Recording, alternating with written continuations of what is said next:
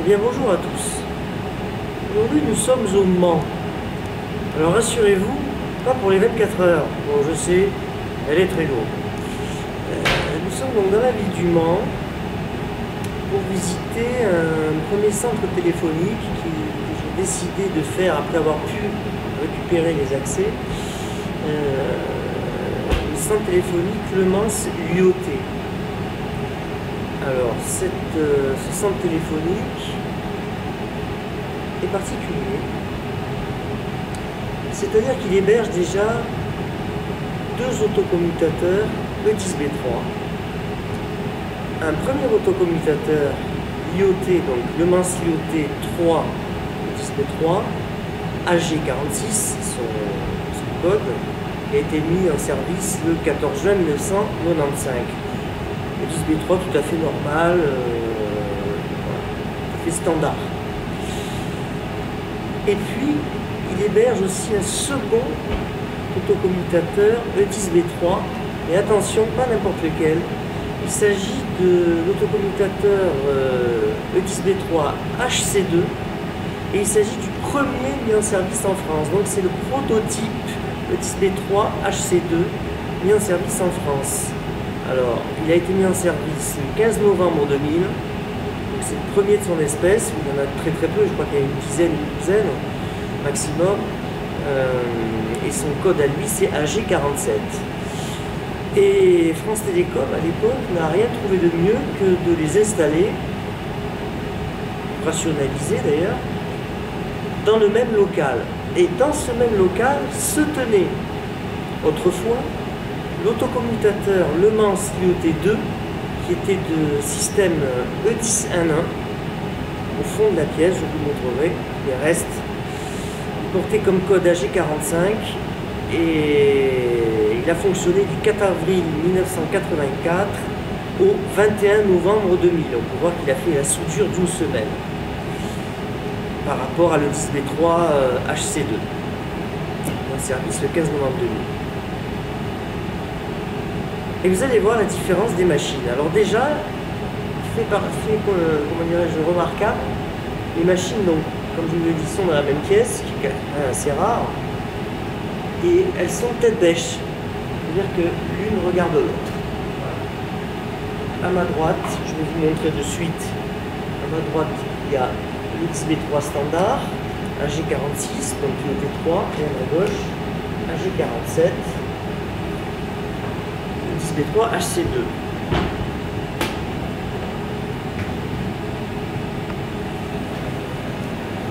Déjà,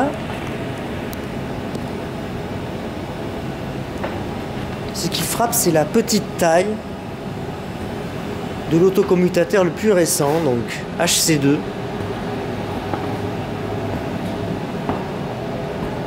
Avec toutes ces extensions installées, ces cartes du réseau de connexion haute capacité seconde génération, donc installées, cette machine, tout à fait semblable aux précédentes aux deux précédentes que j'ai pu voir, donc, mais vraiment très semblable à celle d'Ajaccio.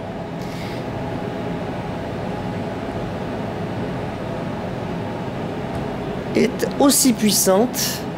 Vous voyez, il y a une travée, plus il y a une petite baie là-bas. Hein. Bon, c'est très comparable à Ajaccio. Hein.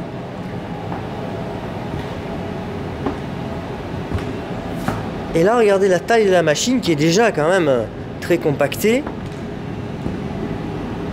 Celle-ci, elle a 3 belles travées quand même. Et une petite rajoutée, vous voyez. Donc là, c'est AG46 IoT3. Alors je sais plus ce que j'ai dit là, je me suis peut-être trompé. C'est un peu la fatigue, hein, parce que c'est un peu compliqué en ce moment pour moi. Donc là on est sur l'IoT3, le 10B3 standard. Et là l'IoT4, donc E10B3 HC2, c'est bien l'IoT4. Hein, je ne sais pas ce que j'ai dit, je ne vais pas recommencer la vidéo. Hein, je le dis clair et net.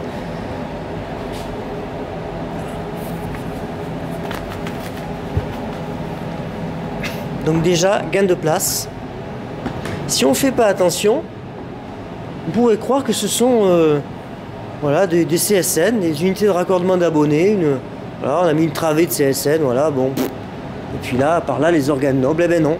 Là, ce sont les organes nobles de l'IoT3, et là, les organes nobles de l'IoT4, le 10B3 HC2. Alors ensuite, au fond, nous pouvons entrevoir ce qu'il reste, le peu qu'il reste, de l'ancien autocommutateur E10N1 l'IoT2 AG45, donc qui a fonctionné de 84 à 2000. Ici, le dispositif d'extinction commun à tous les équipements qui sont dans cette salle. Hein. Voilà. Forcément.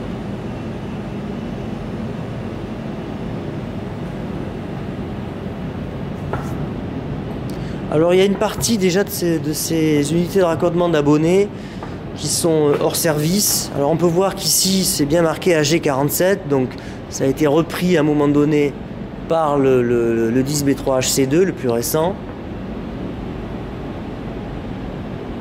À ma gauche par contre, je ne sais pas sur quel autocommutateur ce CSN est raccordé. Voilà, IoT3, IoT4, puis il y a beaucoup de désinvestis. Enfin bon, disons que c'est vraiment sur la fin hein, quand même. Hein. Donc, voilà. Ici, nous avons à ma droite donc le poste de commande, relation homme-machine, hein, RHM, poste d'interrogation, etc., de dialogue, de manœuvre, lié à l'autocommutateur IoT3, E10B3 standard, n'est-ce pas?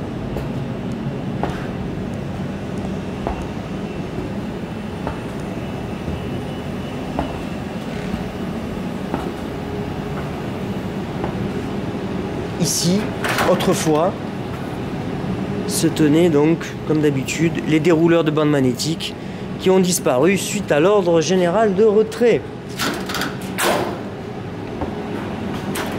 Et là, les organes principaux, n'est-ce pas, avec là toujours les deux SMM, station de maintenance, ici SMMA, voilà, devant moi, tac, et complètement en dessous, SMMB, donc celle, voilà, les deux fonctionnent en secours l'une de l'autre, hein, c'est une sécurité. Donc, tout à fait standard.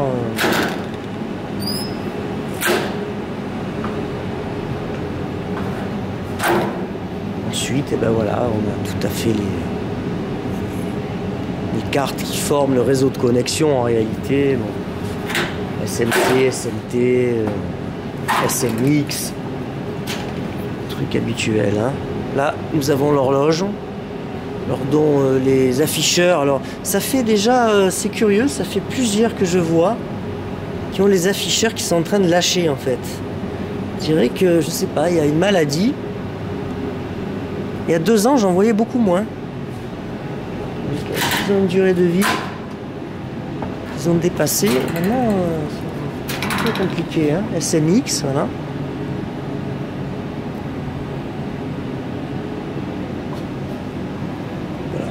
Toujours pareil, donc sur les 3 travées.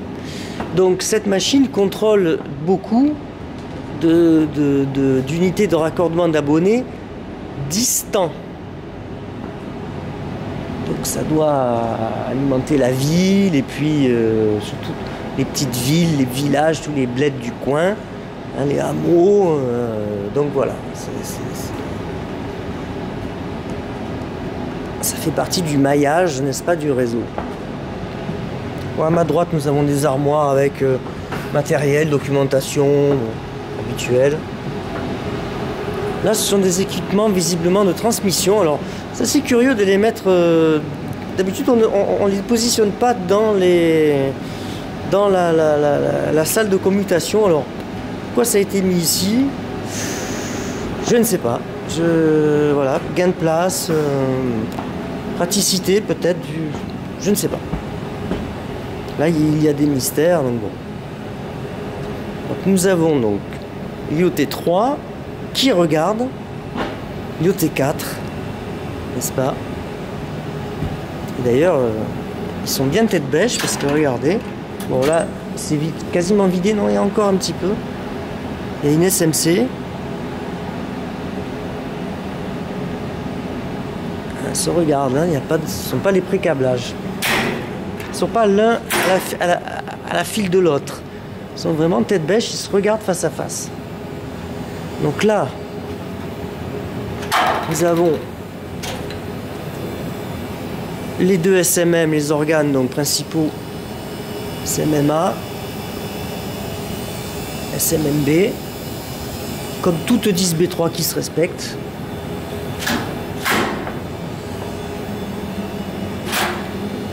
Ah, ça c'est l'énergie, les fusibles. Alors il y a quelques fusibles coupés, mais il y en a quand même beaucoup qui sont branchés, hein.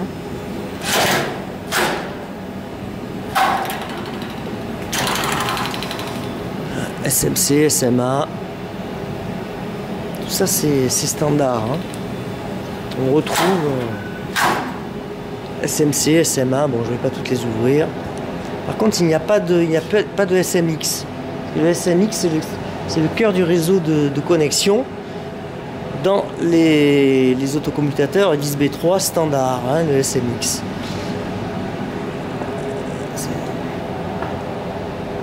Et nous avons ça. Le SCH, nous avons ceci à la place. Voilà.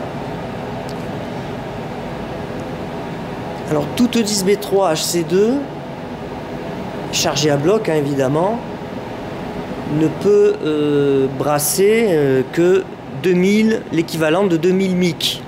Par contre, lui, bon déjà il est miniaturisé, le réseau est miniaturisé, la machine est miniaturisée. Et elle est, comment dirais-je, elle accepte plus de protocoles de dialogue et plus de connexions, de connectiques différentes que les simples mic métalliques. Voilà, il prend l'ATM, au moins je pense qu'il prend l'ATM, je ne veux pas dire de bêtises, hein, bon, j'espère que je ne dis pas de bêtises. Là on a voilà, la deuxième baie de SCH2. Ces cartes, donc on voit que même la machine n'est même pas chargée à bloc, hein. Déjà ici il manque, on a vu dans l'autre aussi pareil, il y a du vide, parce que je crois, il me semble bien qu'il y a des machines qui sont où les trois alvéoles sont pleines, hein. Bon, à vérifier. Le téléphone il continuera de sonner, hein. Voilà, donc là je vais faire un petit peu le tour habituel. Donc regardez, l'IoT4, le 10B3HC2, c'est le prototype, le premier mis en service en France. Et là, hop, c'est fini. Et hop, nous arrivons à l'IoT3, le 10B3 standard. 3 belles travées et une toute petite à la fin. Alors il n'y a pas de CSN ici, donc pareil, tout est en distant. Alors bon, il y a quelques abonnés qui se trimballent par ici, mais bon, vraiment, il n'y a pas grand chose, hein.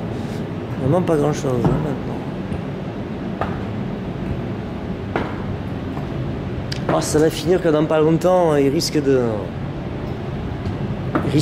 d'en arrêter un des deux, hein.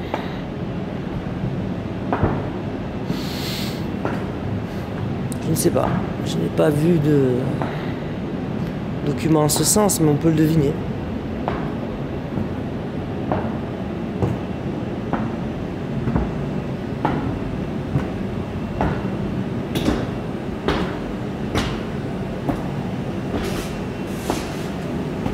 Voilà, donc là nous sommes dans l'IoT3 E10B3, G46, voilà, jusqu'à ici, plus liaison transmission, et là crac, IoT4 AG47 10B3, haute capacité, seconde génération, premier prototype. Perspective à gauche, IoT4 à droite, IoT3. À gauche, l'IoT3, au fond, le reste de l'Odyssey 1, vraiment, c'est un état très vétuste. Et à ma droite, dispositif anti-incendie. Voilà, là, bon. Là, ça vire un peu n'importe quoi quand même. Mais bon, de manière, comme dirait l'autre, les carottes sont cuites.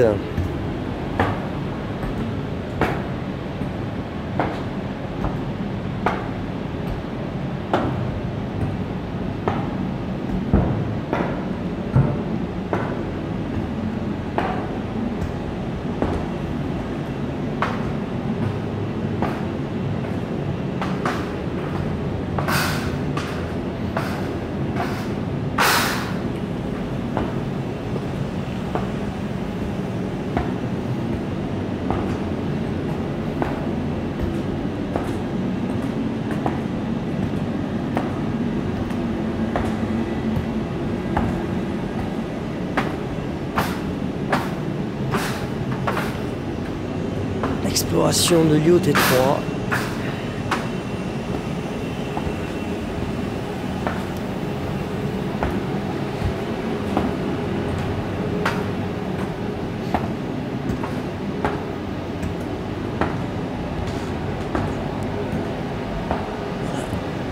Fin de l'IoT3.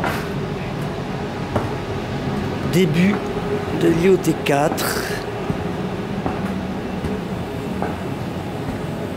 Ici, là, pareil, la station 1, ici, le poste RHM de l'IoT4, donc 10B3HC2. Nous continuons l'exploration très très rapide. Voilà, de l'IoT4. Dernière allée.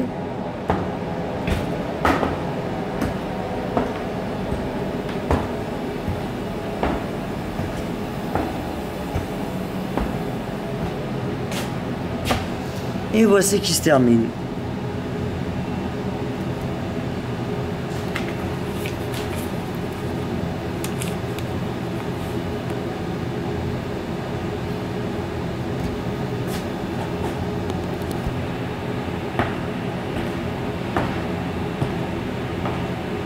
Écoutez, j'espère que cette exploration vous aura permis un peu de comparer la taille des machines, une taille typique, attention, sans organes de raccordement d'abonnés, donc là il ne s'agit que des organes nobles.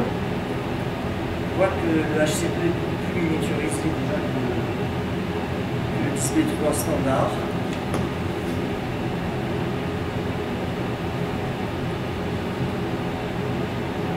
Je n'ai rien à ajouter. Je vais continuer, je vais essayer d'aller faire un autre centre téléphonique. J'ai peut-être encore un T25, mais vraiment j'essaye, mais par pur me rassurer. Mais écoutez, bonjour chez vous, et puis à une prochaine fois. Au revoir.